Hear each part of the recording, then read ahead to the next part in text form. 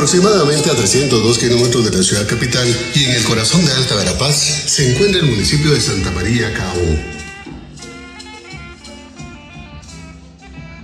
Erróneamente considerado uno de los municipios más pobres de Guatemala, Santa María Chicarbón cuenta con una exuberante vegetación que alberga una innumerable cantidad de especies de flora y fauna, lo que le da una inmensa riqueza.